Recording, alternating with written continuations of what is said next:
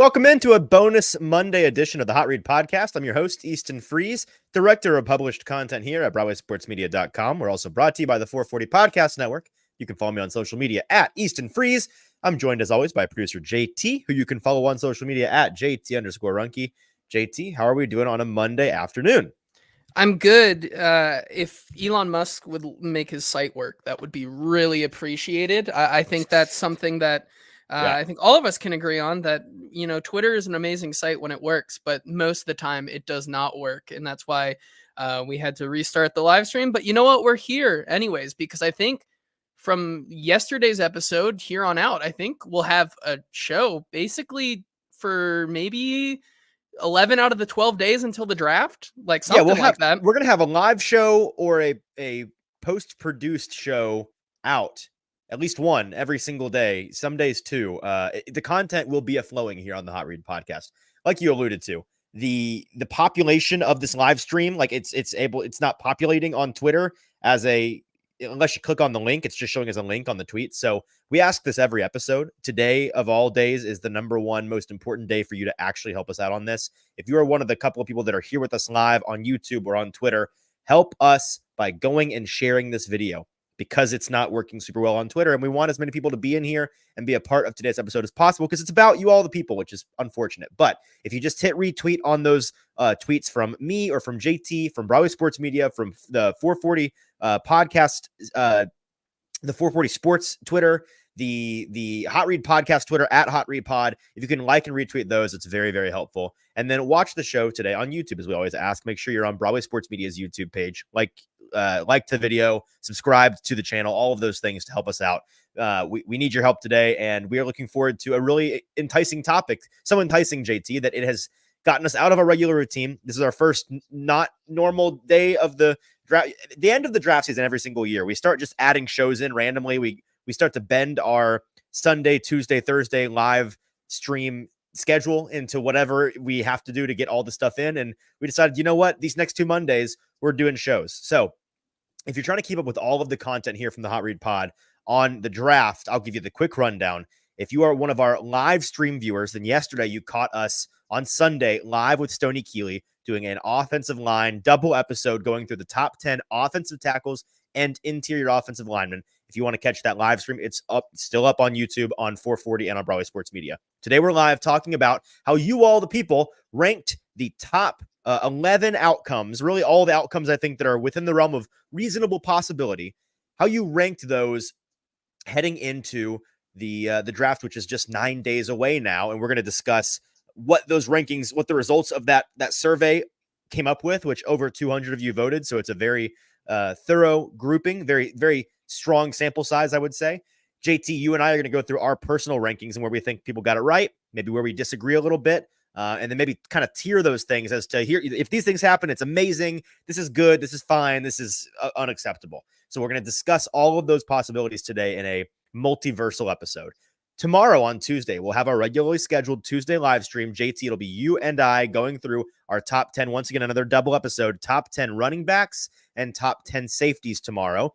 On Thursday, we'll be live again, as usual, going through our top 10 edge players and top 10 cornerbacks. So those are all the live streams this week. If you catch the show on YouTube in post, or on my Twitter in post, or as a regular traditional podcast on your podcast platform of choice, we had the O-line, the tackles episode drop today. Tomorrow, we'll have this episode dropping on a Tuesday.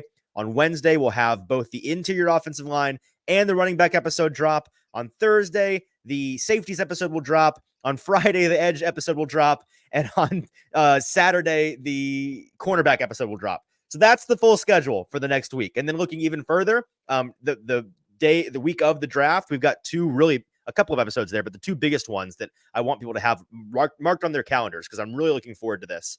We have the second edition, JT, you and I doing our Titans do and do not draft guide, where we go through every single position at every single round where the Titans are picking, and we write up a big long article about guys that they should and should not be targeting and the reasons why. And we do an episode here on the podcast explaining our thoughts in that article. It's our draft magnum opus. It's the culmination of the past 3 months of work for the two of us, as well as the finality of our pre-draft process. Mock Draft 2.0, where we give the final guesses as to what is going to happen, not just in the first round, but for the Titans in all 7 rounds. So that is our content schedule. Got all of that out of the way. Hope you guys tune into as much of it as you possibly can catch, because we are going to be bringing it for you.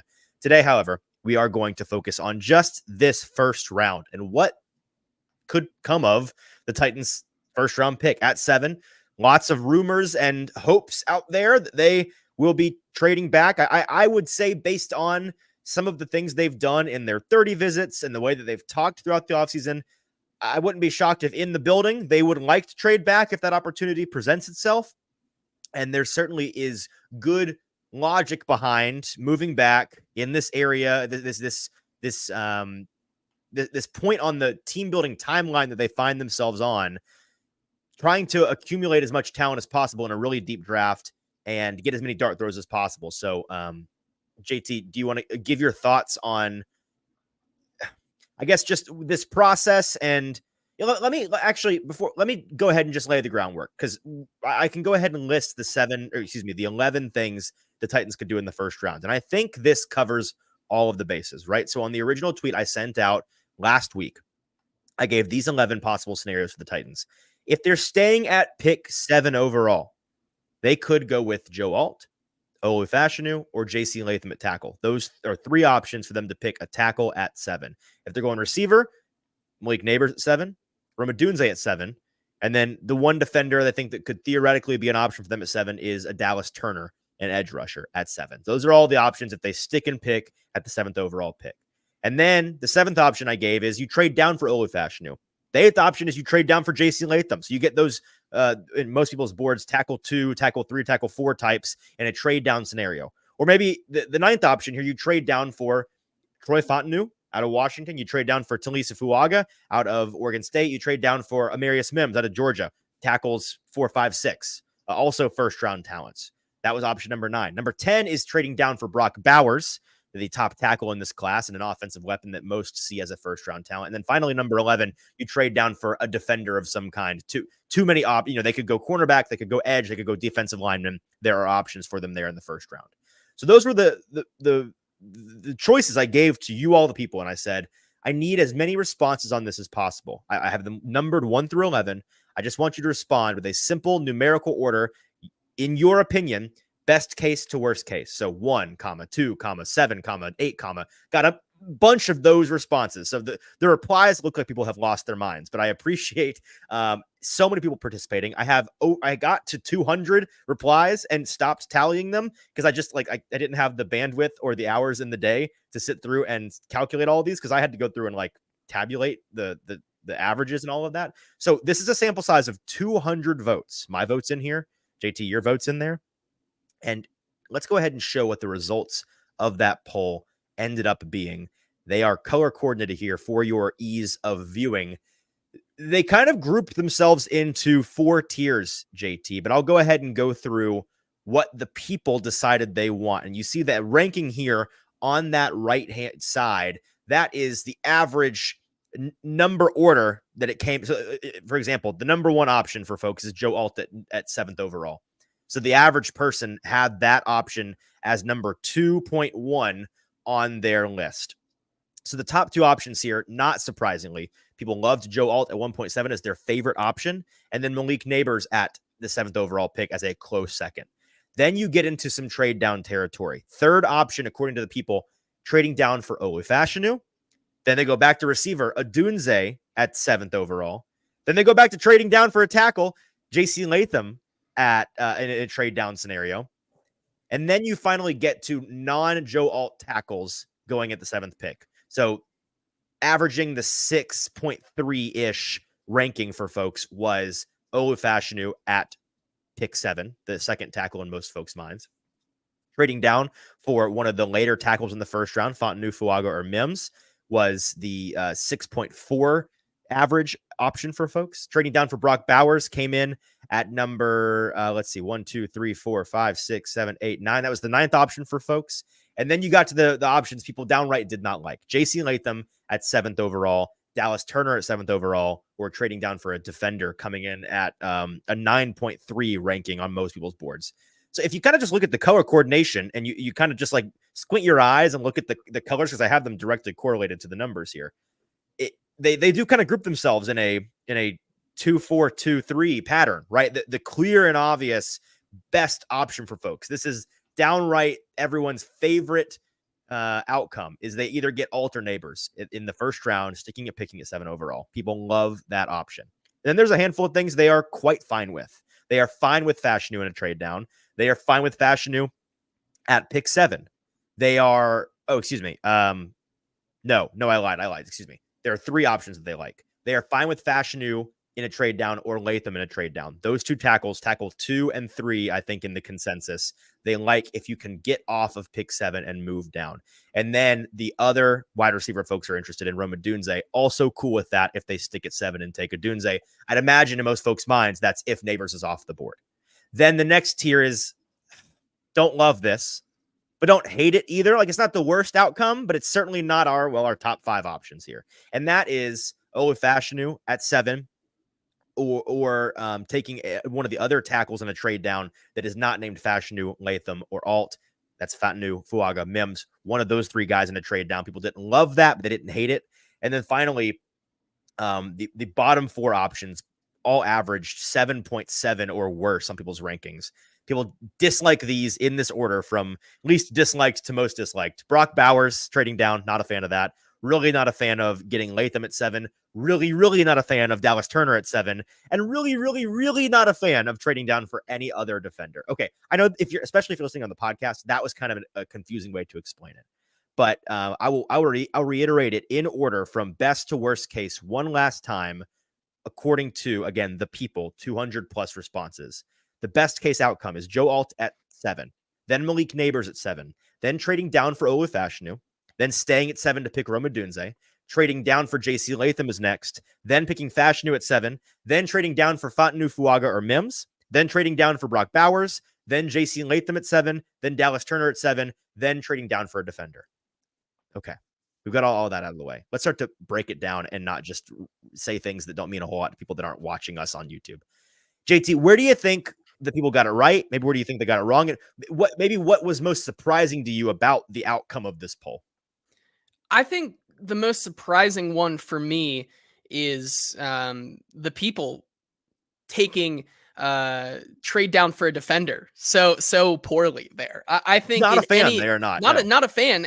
As we've kind of talked about, maybe getting one of these top defenders in the class, which in a class where there's so much good offensive talent on the wide receiver position and the tight end with Brock Bowers and the quarterbacks who are probably going to go half of the first 10 picks there in all likelihood, getting some more capital to trade down, select one of those top defenders who are still really good in this class, and then maybe in the second round, take one of the tackles that we touted yesterday when we talked to Sony Keeley as a guy who can still have starter level potential. I find that really interesting because I think that's just shows how much fans and others alike really want a tackle to solidify the left side of the line there. Taking anything that isn't someone that Will Levis can throw the ball to or someone that can protect Will Levis is a huge deal to a lot of people. And honestly, as it should be, I agree with the general feeling from, again, the people here prioritizing the tackle position. If I had to say what I was most surprised by, and I'm partially surprised by it, I'm less surprised and more disappointed, is that there were only 2 wide receiver options on this list out of 11 things that they could do. And they came in at number 2 and number 4. I'm not surprised because, as we say every draft cycle, coming off of think back to January 12th or whatever it was, one of the first episodes we did post Titans regular season ending, trying to break down the post-mortem of a bad season.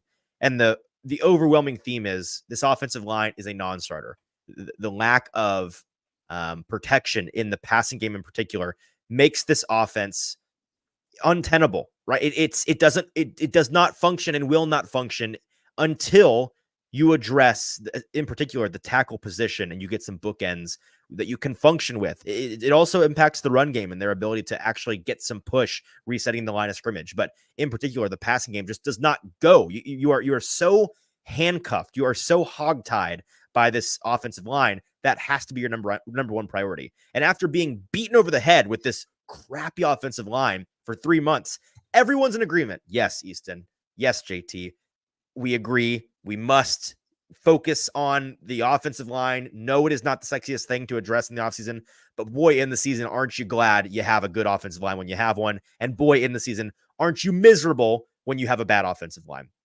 We recognize that. We've learned the error of our ways. And then you give it 7, 8, not maybe 9 seconds on a good day, and we've forgotten that, and we look at the sexy receivers, top end receivers, and this year's draft, boy, oh boy, is it the worst, because there really are some awesome options in the top 10 that are super intoxicating, and it'd be awesome to put them on the Tennessee Titans. But man, they still have that issue. They still have that problem, and you've got to. You must not think with the flesh. You must think with the mind. You must do what you know in your heart to be the most important thing. And yet the people said, you know what? No, it's April. The draft is 2 weeks away. Give us the receivers. Give us the sexy. I think that, well, I would agree with you. I think the biggest trump card still in the room here. Have they gotten to you? They've gotten to you, haven't they? It's not necessarily that. It's not necessarily the people have gotten to me. It's the fact that there's still an ace up the hole, which is the Callahan duo between. Is it an ace in the hole or ace up the hole? It's whatever. It's no, those are very different things, I'd imagine, but I'm not familiar with an ace up the hole. I'm just picturing it. Anyways.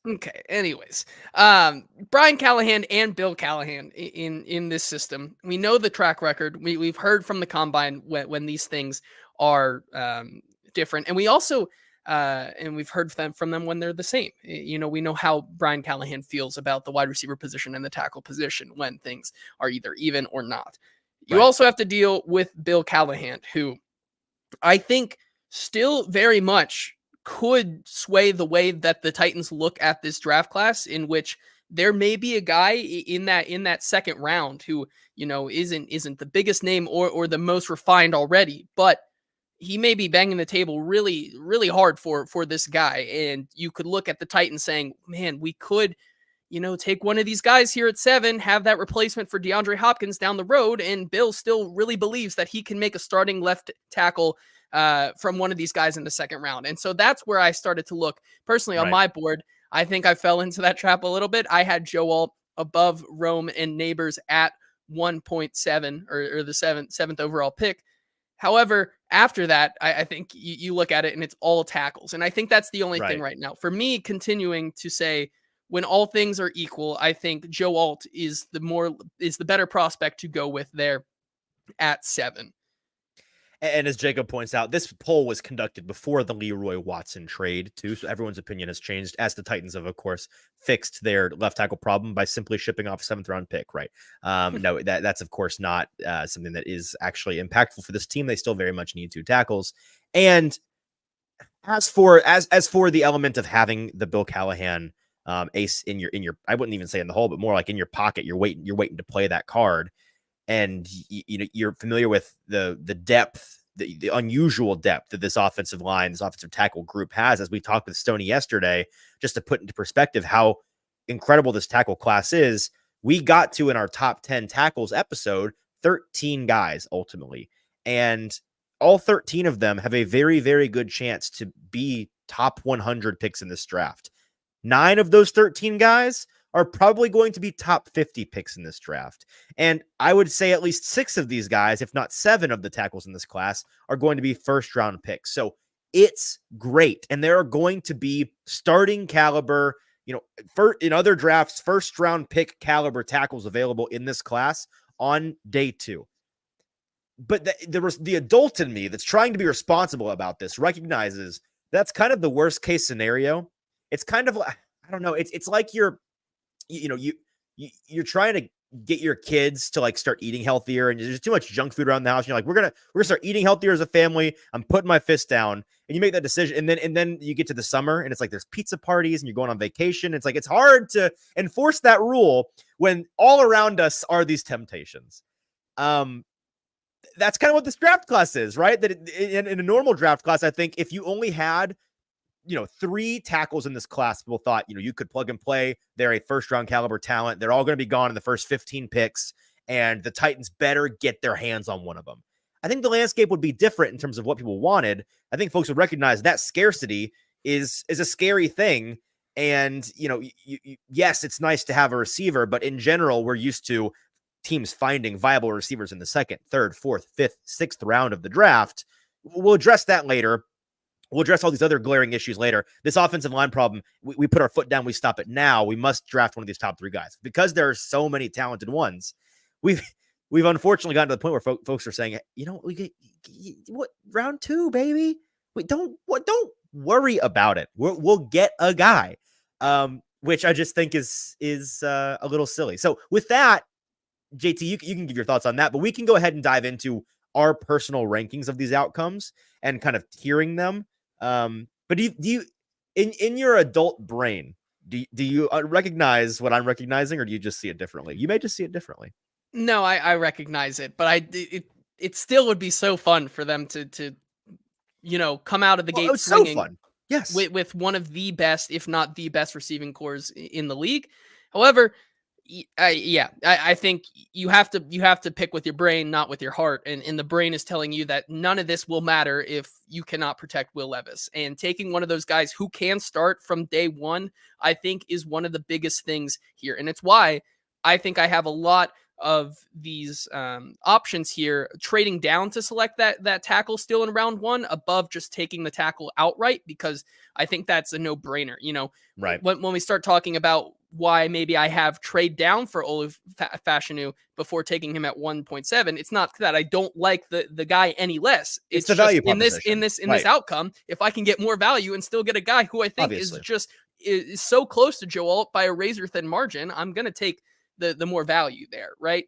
And so when you look at this class, I think that no matter what, if you take the guy in the first round here to be the left tackle, I think that puts a little bit more ease in the mind of fans and this team. If you wait until the second round, I think then you still have there's more likely outcome that this thing is still not going to work, and we're going to have the same problem in another year. I'm with Jacob here. I don't even know if this is what he's talking about, but what I'm going to talk about is I think you nailed it with what you said there at the very end. The ease of mind that it gives you if the Titans address one of their tackle positions with a stud at the beginning of the draft, or maybe more importantly, the lack thereof if they don't. The sudden pay. I think it's going to be a very sobering reality for fans if the Titans, and I'm not saying it's a bad thing, but there's some inherent risk involved if they don't go tackle in the first round, which they may not, as we've illuminated here, and as we're going to talk about here in a second when we go through our own personal rankings.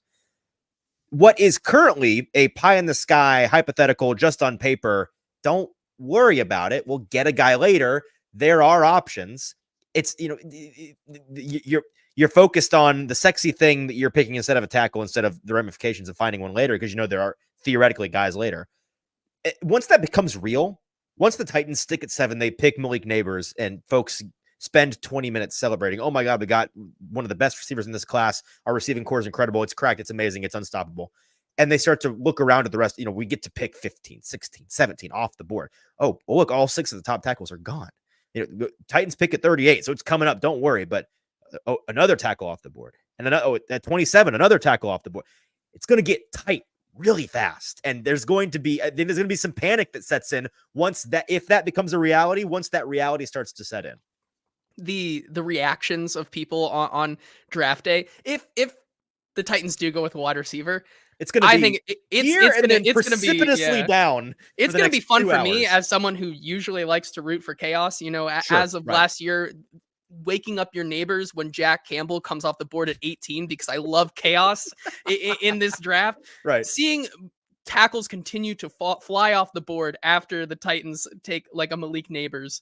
And then we get to the back. Like, I think people, it could, for entertainment purpose, get Titans fans to watch the entirety of the first round, because then you're going to start looking at the back half with like a San Francisco who needs an offensive lineman, the Chiefs who need a left tackle or a right tackle. Getting these guys off the board there, I think it makes it a really interesting watch for the entirety of the draft. and a big narrative of this free agency period for the Titans for us, and it's been a praise of them and the way they've operated, is that, man, they came into this offseason with so many needs, to the point that you looked at their draft and you looked at where they're picking, and as you filled out a mock draft, those needs heavily dictated what you had to do at each pick. You didn't really have the pick of the litter, and we could go receiver here, we could go tackle here, we could go corner. No, it's like they have to get a tackle here, they have to get a receiver here, they have to get a cornerback here, and those biggest glaring, flashing red on the dashboard needs they had coming in, they've done a good job to address all but one, their tackle situation, which is the one like handicap that they have going into this draft, where it's like, okay, they may have to overdraft a guy just because they need that position that bad in this draft. The rest of the situation, they're gonna be able to draft for quality. They're draft not for need, but for value. But the tackle position, they got to get that out of the way.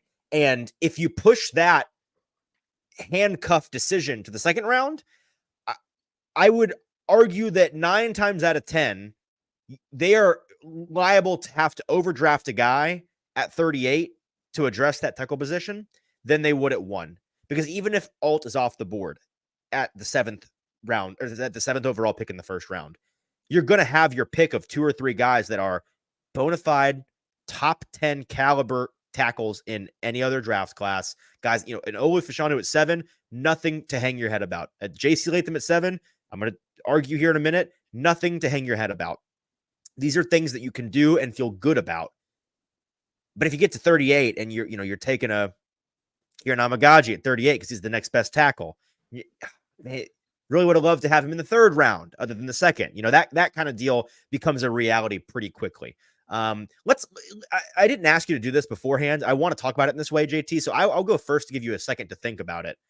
We're going to go through our personal rankings 1 through 11, which are both different from each other and different from the consensus, just as a way for us to be able to talk about what the world would look like, what the rest of their draft would look like if and when they made these decisions, but not just ranking them 1 through 11, kind of tiering them into 4 categories, like the main results came out as, where you've got incredible, good, fine, and hate it, right? Those 4 things. And I've got in my head what mine looks like. So you think about that, and I'll start with my top tier. I think there are 3 things they can do where I give them an A+.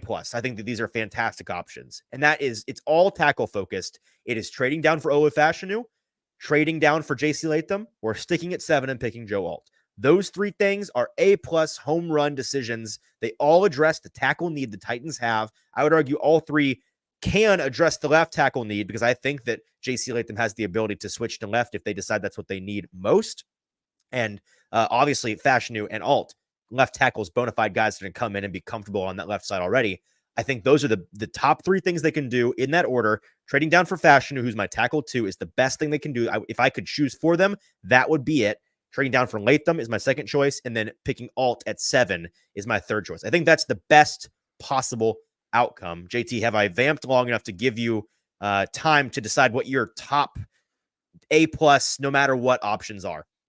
And this is why I love this draft class, because I think out of the 11, there are 5 options that I personally would consider A pluses in this draft class. I think Joe Alt at 7 is an A+, because I think when we talk about our do and do not draft guide later on, I would describe the first thing on there. Well, I was going to draft Joe Alt in a shocking turn of events. Yeah.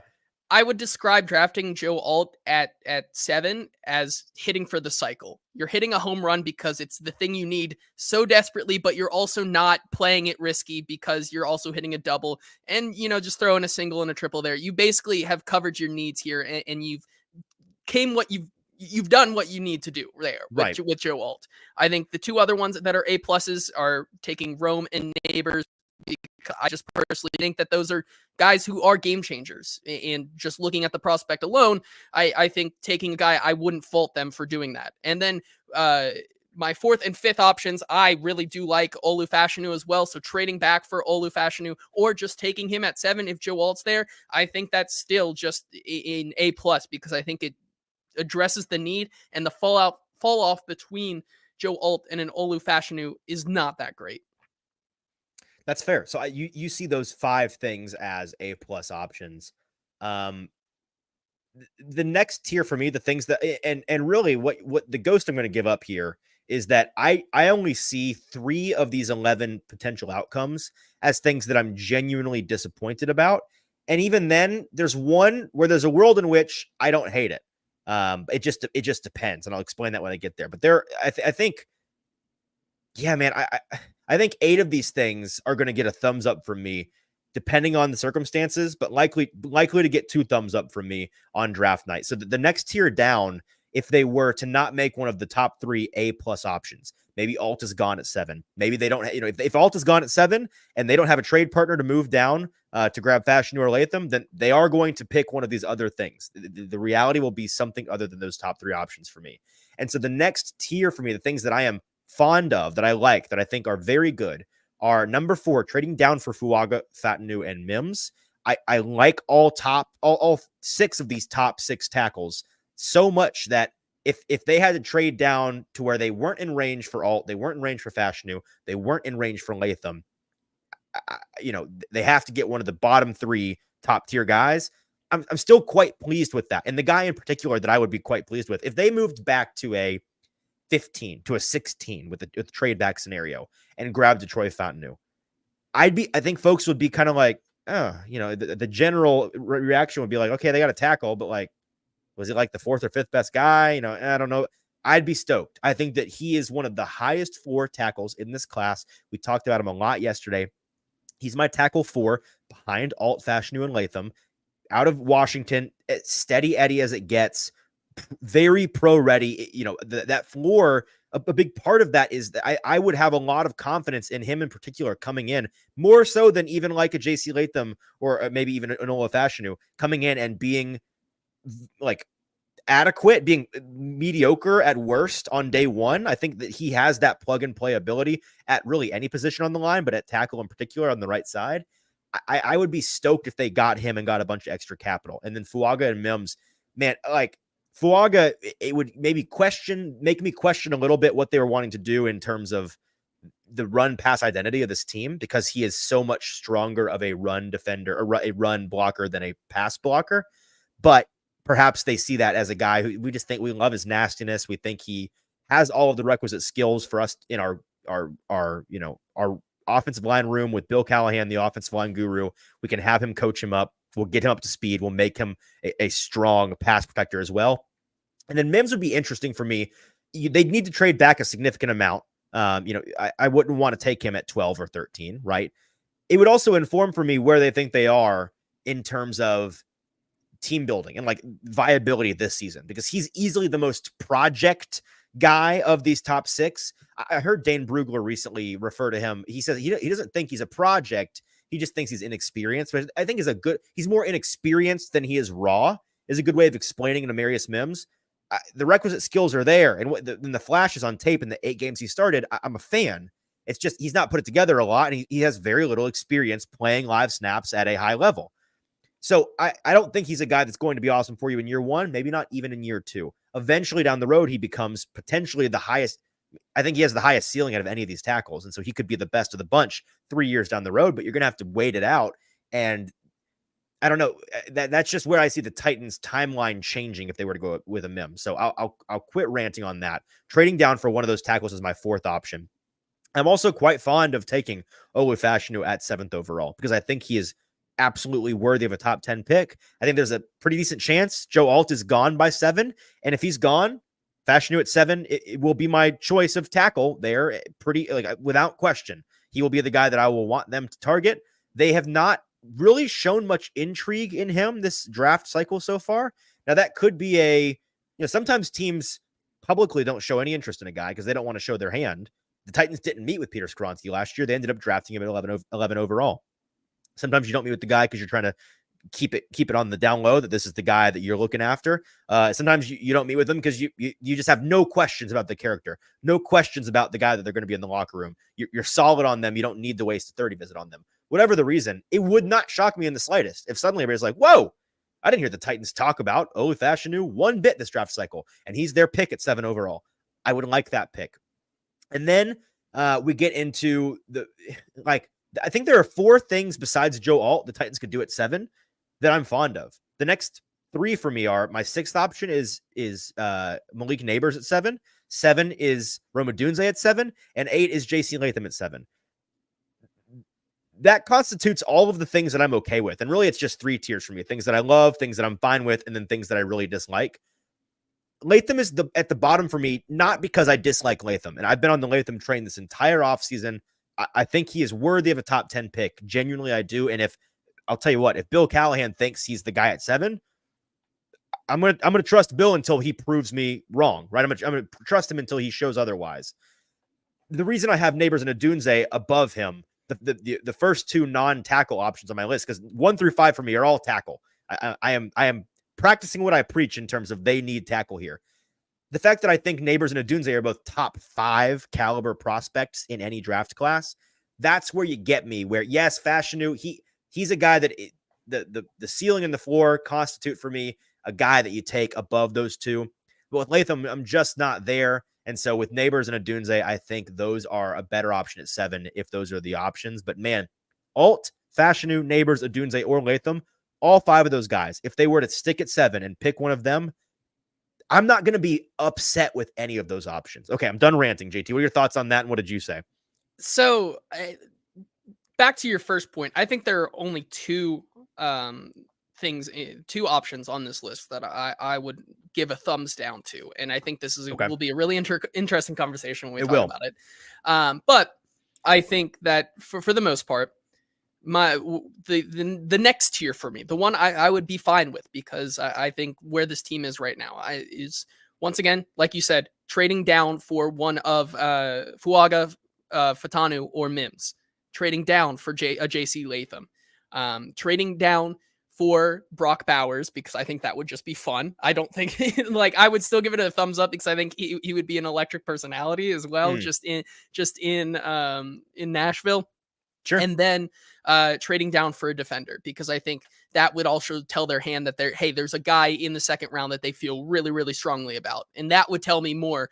That would give me a better idea of what they think. If they take the wide receiver, I think that there's that panic. However, if they trade down and still didn't select one of these tackles, that would tell me that they have a lot of confidence in one of these guys in the second round or later.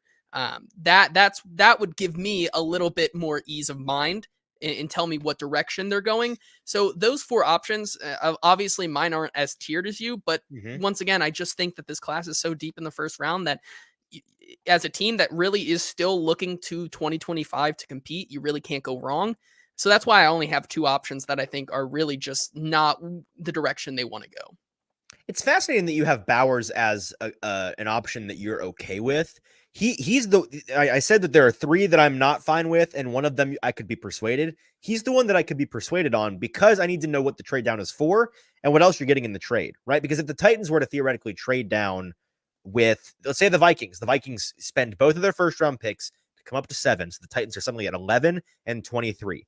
And if they were to go, Bowers and Mims, Bowers and Fontenot, if he were to fall, Bowers and one of the other tackles, suddenly I'm in. Suddenly I'm about that. I really am.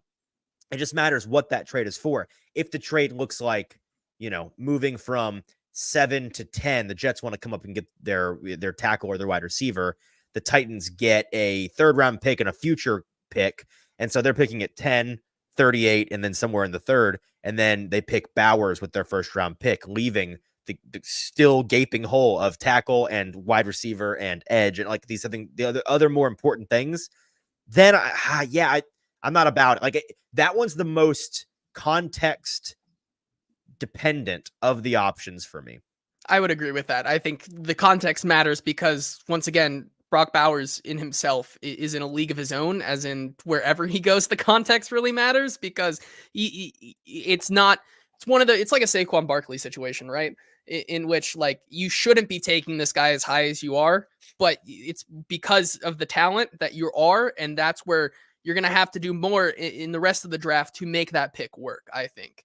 Right. Which leaves me with my 2 options here, which I would give that I would not be fond of in this scenario. And those 2 are taking JC Latham at 7 and taking Dallas Turner at 7.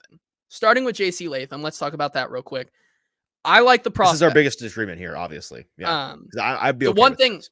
The one thing I really disagree with you on is the ability for him to transition to the other side of the line. Okay. I think if you're doing that, it's the same principle of taking Peter Skronsky last year. You're playing him for the position that he most likely is going to fit. And I think in the grand scheme of things, JC Latham, I think to reach his full potential needs to stay on that right side of the line. So that's really why I'm not knocking him for a prospect. I think but don't the Titans need a right tackle too? They do, but they don't. Currently, they have So- people. They have people who can kind of play right tackle. They have nobody on the team that can play left tackle. And I think that that is something that, for me, if you're taking the right tackle, you're still you're gonna. a Bama hater, dude. I mean, that is notoriously known. That's didn't go into any of this, but that is I also known. hate Alabama for the record. But yeah. However, I think if you take JC Latham, that's where you also still have to look at 38 and say, so another tackle? Like, it doesn't make me feel as good going into the rest of the draft if they take JC Latham at 7. Okay. And then your other option you hate? Dallas Turner. I am not knocking the player. I think he's fine. I don't think Shocker, he's both of our rock bottom 11th possible option. I would be so upset by this. It's a nice edge class. I don't think it's like a edge class last year where there's a de facto number 1, like a Will Anderson. I think Dallas Turner is a great player. I think he's going to be really good at next level. Right now, when you look at this team, there are so many more needs than a Dallas Turner. I would even put tight end over edge right now on this team. Wait, really? I would, yes. That's a take. I've never heard that from you. Okay, that's a take. I don't agree, but interesting. Here are the things that I hate, and they're similar to yours, but obviously you have JC Latham as something you would hate. I would not hate that. I would be fond of that. I would hate trading down for a defender, and I would hate Turner at 7. I hate them for 2 very different reasons. I think there's 2 different reasons why you hate a pick. You can hate a pick for just the value. You think it's an overdraft. You think the guy that they picked is a bum. And then you can hate the pick for the context of who's taking them when, where, and why. And so for trading down for a defender, I don't hate the idea of it because they could trade down and get Johnny Newton at 17. I think that's a great place to get Johnny Newton. I think Johnny Newton's an awesome player. In a vacuum, Johnny Newton at 17, whoever does that, I'm thumbs up. I'm about it. Taking Byron Murphy, taking a trade down, get Quinyon Mitchell at 14, 15.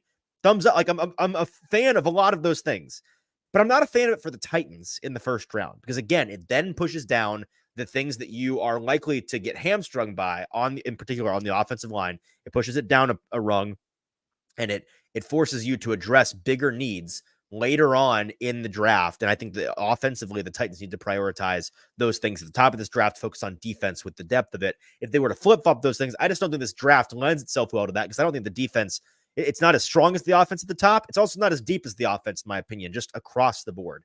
And so I'm not crazy about that because of the context of where the Titans are, even though I do like some of these first-round defenders. And then Turner at 7, I hate because I just don't think he's worthy of the 7th overall pick. We've got some very smart friends like Stoney Keeley who disagrees strongly with that. He's just not my cup of tea. I don't know. We'll talk more about. I would say once again, let's bring back the discussion. Where does the first defender go? Like Dallas Turner has been popularly mocked as the first defender. I begin to think that there isn't a defender taken in the first 10 picks. I'd agree with you if I knew what the Falcons were going to like. What do you think the Falcons do at 8? That's the only thing for me. I don't know. The biggest thing is if JJ McCarthy is there, because then they trade out. Right. I think if you told me the Falcons trade out of 8, then I agree with you. I don't think a defender is taken in the top 10. But if they stick at 8, man, I don't see like their biggest glaring needs to me are cornerback and edge, and I don't see them not taking one of those 2. Now, whether maybe it's Dallas Turner at 8, it could very well be a Quinyon Mitchell or a Terry Arnold at 8. Like that wouldn't shock me either. Whatever it ends up being for them, I don't see them like they don't really need a tackle. They just paid $1 bajillion to Kirk Cousins. They've got offensive weapons coming out of every nook and cranny of that franchise. I don't see them as a team that need. But your general point that yes, the defenders getting pushed down the list. Because then, but also like Joe Alt could go at 7, and then with Roma Dunze still on the board, I think they could also trade out and someone just could triple down on weapons or trade out. I think someone would trade out for like a New York Jets who really want to come up get him, or fair. a Las Vegas Raiders who want to add that or something like that. That's fair.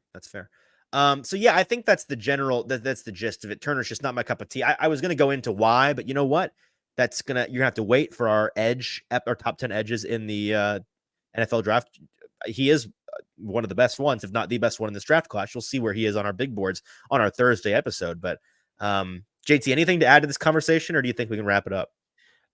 I think it was a good conversation. I will say more on my I do respect Chig, as Derek says. I do. But that was more of a sentiment of reading the tea leaves of what we've heard at press conferences and just talking about the tight end position. I love Chig. As I said in my observations, I'm banging the drum. I like Chig. I don't know how much this regime. We are a likes Chig Conquo podcast still. We are. And forever. We have to be. However, that's where it more comes from, I think. But one question in the comments here from Jacob asking, if they somehow fell to 7, which quarterback would the Titans have to take? There isn't. I don't think there is one. I think if I throw it out. I think Drake May.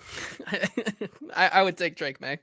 I mean, like if Caleb here's like the only scenario I see the Titans taking a quarterback is Drake or Caleb falls to 7. They work the lines, and for some a Bo Callahan situation, right? Like for some reason that I can't perceive as an option in reality. Nobody, everybody's just like, we're good, we don't want him, and so they decide we're just going to take him, and then have two, like we'll just see. Well, maybe we deal Levis, or like I don't. It's not happening. I don't think that there is a guy that is that in this draft class, even though like a Caleb at 7, incredible. But here's the thing in the draft: when something miraculous happens to your team, it's impossible not to think, like when you see an awesome magic trick, you're like, that was so cool that can't possibly be like, what's the trick? Like this, what's the catch? What's the catch? Caleb Williams at 7, cool. What's the catch? He didn't just happen to fall. No one went to his birthday party. What's wrong with nobody them? went to his birthday party? Like when you go to Goodwill and you find like something brand new in the box, and it's like it's 10% of the price it is at stores, and you're like, I've always wanted one of these, but you know, what's wrong with it? Like, is it broken? Is it what? There's clearly something wrong with this. It wouldn't be here in perfect condition if there was not something obviously. Like I'm starting to count. Like, oh, this game looks awesome. Let me start counting pieces. Let me see the piece log in the instructions, because I think there's something missing here. That's what that would be. So okay, so those are the top 10 or just top 11 possible options to the Titans as ranked by you all. And the biggest reason why I do this, JT, is so that once the draft comes around in here in 9 days, we get the actual answer to what the Titans do in the first round. We can see what they do. We can get the reaction from the folks, and then I can point to the chart and say, guys, you like this. We got to green screen that in. We need a clip of this. Hey, just going. Hey, taps the sign. Hello, you guys liked this a couple days ago. You were a fan of that, and now you're not suddenly. Like, you know, you guys, it was your aggregate 4th total option to get Aroma Dunze at 7, and now you guys are pissed about it because why exactly? So that's the that's very gifable. We'll have to cut that later, but that's the main point of this. So I'm looking forward to seeing where on this list the Titans end up going and what the folks reaction to it is going to be. Anything else we want to touch on today before we get out of here? The Titans, they had another 30 visit today, which we can briefly touch on. Terrion Arnold, cornerback out of Alabama, was with the Titans today, as reported, I believe, by Ian Rappaport. That now checks off both of the standout cornerbacks from Alabama having visited with the Titans as a part of their 30 visits. So Kool-Aid McKinstry and Terrion Arnold both in the building for the Titans at some point this offseason. Is that them saying that they like, there are 3 options. Either they are interested in one of these guys, potentially in the first round, and they're just covering their first round basis, doing their due diligence. It could be that these are guys they like in a trade down scenario, and they are signaling, hey, you know, we're going to look at a lot of these guys in the mid first round because we'd love to trade down, and then we'll have options there. Let's find out what these guys are and who we like in the teens and the 20s. Or it's, you know, these guys are, you know, mocked first round picks. I'd imagine neither Kool-Aid McKinstry nor Terrion Arnold are available for the Titans at 38. There's a chance one of them falls for whatever reason, because it is such a strong top of the draft class, and somebody really talented is going to be there at 38. And so they're just doing their due diligence there. JT, what is this kind of move pre-draft telegraph to you? It telegraphs to me that we're 9 days away from the draft. you're starting to kind of wrap up your drafts here. And if you still have top 30 spots, might as well check off your boxes, right? Just burn them. Just Right. might as well be prepared for any and all outcomes, because once again, it is so unpredictable. No one knows what's going to happen. The next 9 to 11 days are going to be absolutely insane. So I think if the more prepared you can be, the better. And that's what they're doing with some of these defensive prospects. And I think that is a smart thing to do. Also, like I said, why not? If you have the top 30, might as well use them. I largely agree. I think that it is mostly a box checking exercise, but there is an element of it to me when you look at the total top 30 list and the guys that they've seen that are first round caliber guys. It's been a lot of guys that are likely to be available in the teens and in the 20s. And I think there is something to, they are trying to be prepared for the scenario in which they get to move back to 14 or 18 or 22 in a trade back scenario and then have to address their draft from a very completely different at the last minute vantage point. So as Jacob says here, let's just manifest Kool-Aid at 38 now. I'd be about it. I'd be for it. And you want to talk about cracked, the Titans cornerback room would be cracked if that were to happen. One last thing in the comments, Daniel Frazier saying they would sprint to the podium to draft Caleb Williams. No, my friend, they would sprint to the phones to sell the Caleb Williams pick. That's what they would do. They would get a haul for it. So yeah, there's that. Okay. That's our show today. I think we're done here. JT, thanks for going through this with me. All of you that voted on this, thank you for being a part of my survey every year. Can't wait for next year to be 300, and we have to spend 4 hours tabulating all the results. Until tomorrow, when you and I will be back here at 4, somewhere in the 4 o'clock hour, somewhere in there, Central Standard Time, talking about the top 10 running backs and top 10 safeties in the 2023 or 2024 NFL draft class. And then Thursday will be edge and cornerback. If you've missed episodes, also join our live stream when we do live streams. We're doing live streams for the draft. The draft Thursday night and Friday night. We'll be live the entire draft on YouTube, on Twitter, join wherever our you draft find the show streams. now. Yeah, it's gonna be a good time. We'll be sipping and enjoying and going crazy about things that happen that we're not expecting and breaking down the Titans picks in real time. And it's always it's one of my favorite 2 days of the year. Really, it's a good time. So join us for those on Thursday and Friday. If you want to get caught up on this draft class as much as possible, we've already got our top 10 linebackers, our top 10 defensive linemen, our top 10 tackles, our top 10 interior offensive linemen, our top 10. What else? So anything else? Is that all of them? Tight ends are out there. Yeah, we've already got half of the positions out, the other half coming this week. So check out all the content. We're really doing our best to crank it out for you guys here at the end. So we appreciate you guys listening in. All right, that's going to do it for us until tomorrow. For producer JT, I'm your host, Easton Freeze. It's been the Hot Read Podcast. We'll talk to you on Tuesday.